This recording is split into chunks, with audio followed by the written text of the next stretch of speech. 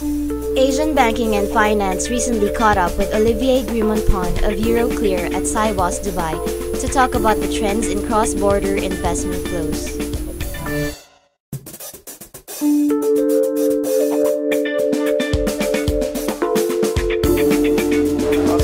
Of discussion, I think, yes, I agree with that. There has been discussion for quite a long time in improving the infrastructure in Asia overall. I think when you look at where we are today compared to where we were 5 years ago, actually, Asia has done a lot.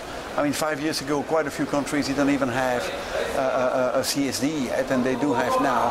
When we see at the, where the infrastructure is moving into some of the region, I think I'm talking about the stock exchanges, I'm talking about the development in mainland China, in Indonesia. We see quite a lot of development has been done over the years. If you look at from an infrastructure point of view, there are quite a few countries in Asia where you probably have the best infrastructure you can think of.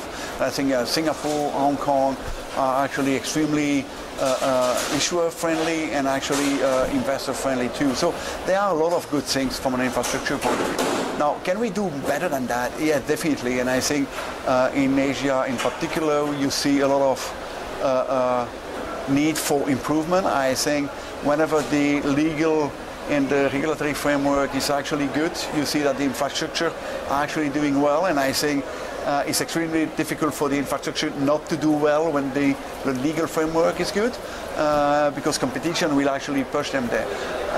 And probably in many of the countries where we don't do well from an infrastructure point of view, it could be driven back or actually coming from the lack of regulation or the poor investor-friendly regulation that you could see.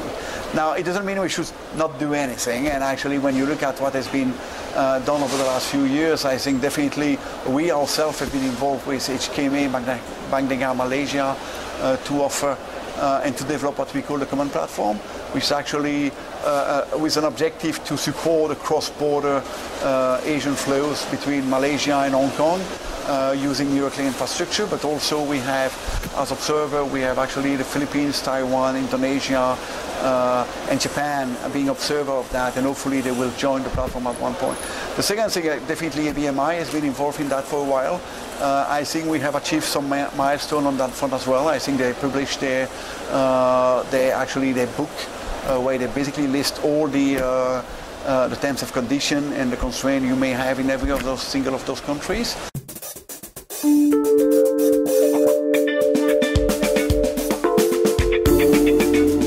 They are certainly working hard to try to improve the cross-issuance within Asia. So Japanese, issuer issuing into, let's say, Taiwan, for example, or those kind of flows. So we see a lot of cross activities there. ASIFMA has been working quite hard as well to try to streamline the processes and help actually the jurisdiction to improve their own flows. So I think overall we have certainly seen over the last few years a lot of changes in the infrastructure. Now, it could seem like a very frustrating exercise, but when you look at the way it has been evolved in Europe, so I guess Asia is basically doing in 10 years what Europe has done in hundreds. I mean, and things are sometimes pretty slow as well. What is very important is there seems to be a very good direction into Asia to go after the business, trying to make it more efficient with more cross-border flows. And actually, when we look at the flows in Asia, I could say that certainly from our perspective, we have seen the growth, the fastest growth that we had over the last few years have come from Asia. Not only from Asia investing in the rest of the world, but also Asian as a country where people actually investors are going to invest in money. So we probably have in many of the countries where we have a link, the countries I will call Euroclearable, i.e. securities that are eligible in Euroclear Bank, we see a lot of growth there. I mean, some countries have growth of more than 150%. Now, obviously, we don't start at the same base you will see in Europe, but certainly the growth is massive. If we look at Malaysia as an example, where Malaysia is actually part of our common platform as well, the foreign holding has grown from 21% to 31% in less than 2 years.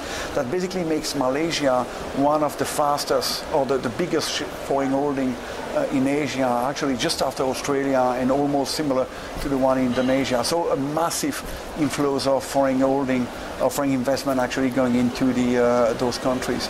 So yes, flows are important into Asia, and I believe the market infrastructure, even though they can improve on that front, is certainly something that today enables the market and the investor to actually invest in those countries.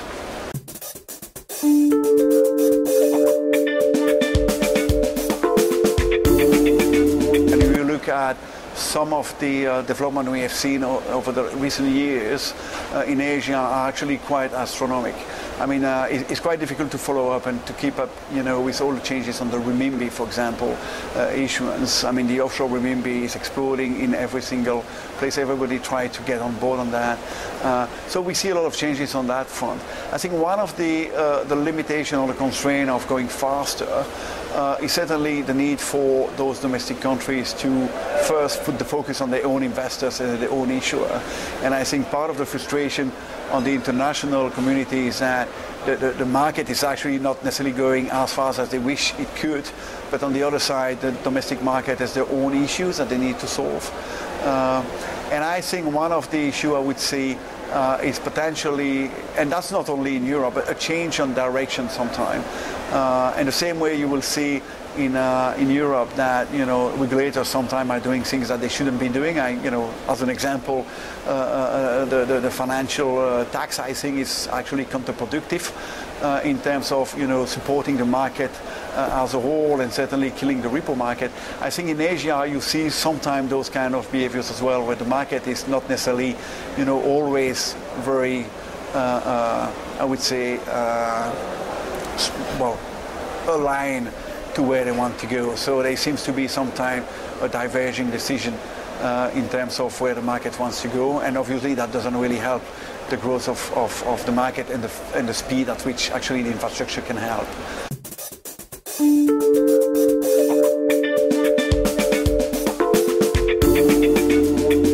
Yeah, development of the renminbi is obviously very impressive, and has attracted a lot of interest from everyone. So when we look at the market as a whole today, we are probably around 450 billion renminbi of securities being issued. The bulk of that will be on the domestic market in Hong Kong. A third of that will actually be under the international market. And we see a growing interest now from places like Singapore, London, and Taiwan as well. And I guess a lot of other places will come up with that.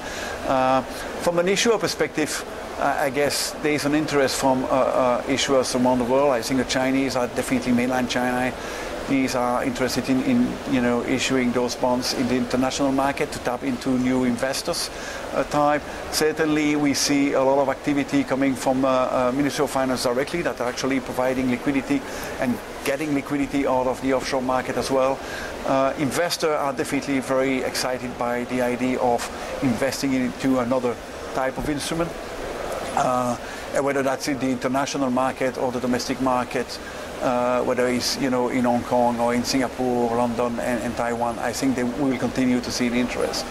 Now, one of the limitations obviously is still the cross-border between the mainland China and the offshore renminbi is still not totally free, and that potentially can create issues in terms of foreign investment appetite, because they don't really know in which part they basically stand.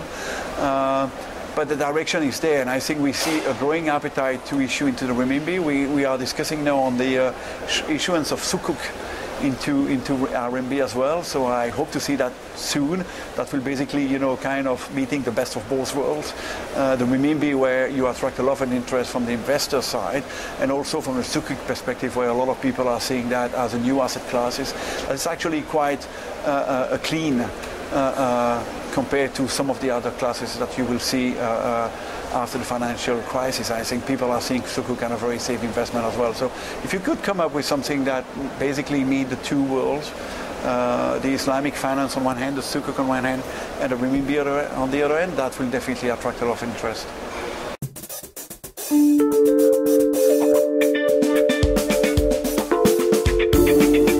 Now, it's pretty clear that Asia actually have some of the most, some of the countries with the most Muslim population in the world, and therefore it makes a lot of sense for Asia to be very active on the Islamic finance. We recently, as from I think last month, we had our first Sukuk CP commercial paper being issued of actually IIFM in Taiwan. So we see a lot of interest from Asia as well, and I think we'll continue to see a growth in that portion of the world. In particular, I think the Asian market is probably a little bit less dogmatic in some of the rules and make it easier both from an investor point of view and an issuer point of view to issue on the Islamic rules. Euroclear has been very active on the Islamic finance as well. I think we have an office in Dubai, obviously, since 2011. We are actively supportive of the international Islamic finance market, the IIFM, and we are continuing to support them as well. I think one of the big direction that we need to go, particularly in Asia, I think is on the financing side, and I think it's important that we actually support the repo side from Sukuk, and I think there we are also contributing to the work, and we believe that if we could offer financing on Sukuk on a very efficient manner, and obviously an Islamic manner, that will be a Sharia compliance manner, that will definitely be a big growth for Asia as a whole.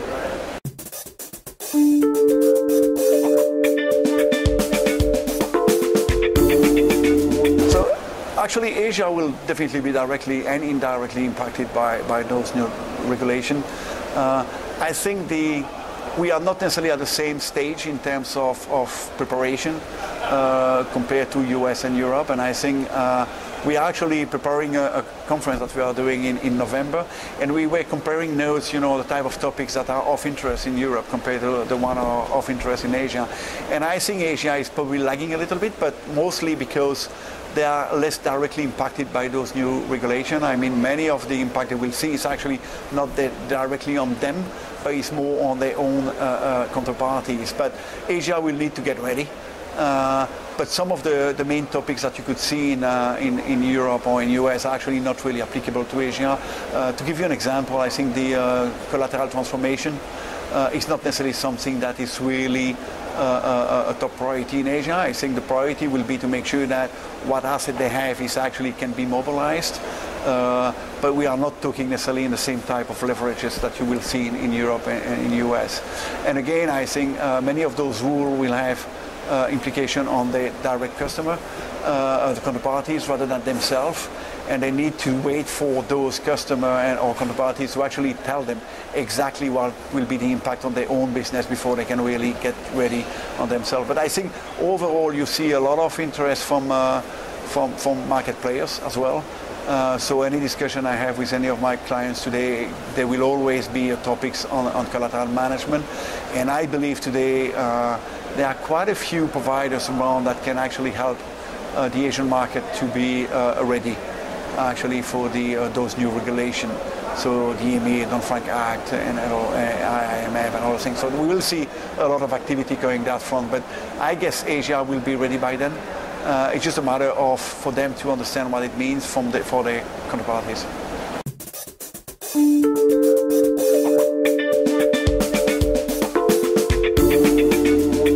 Most of the big, collateral management provider will actually already have solution in place, and they will definitely be, talking about the solution to all their customer.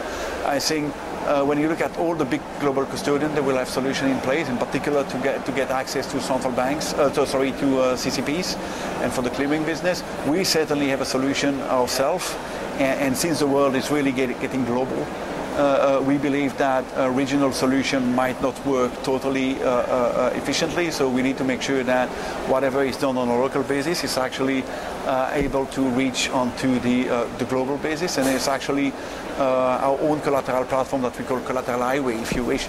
It's actually an open platform, and the idea is to be able to take the asset whenever they are, to allocate the asset whenever they are, and that's one solution. I think we have HK may develop a solution as well to support the financing of renminbi. So that you will see regional solution being developed as well.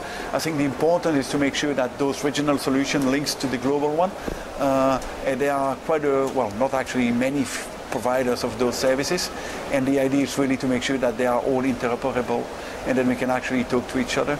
But there are a few developments on that front. And that's not only on the big, global custodian and ICSDs coming up with solutions. I think there are a lot of discussion on a bilateral basis as well. I mean, you will have read about the Bank of Japan opening a lot of bilateral links with Thailand, with Singapore, with China, to make sure that they have in place provision to provide liquidity in various countries to make sure actually it does support the growth of the Asian market as a whole. So yes, there are a lot of discussion around collateral management those days.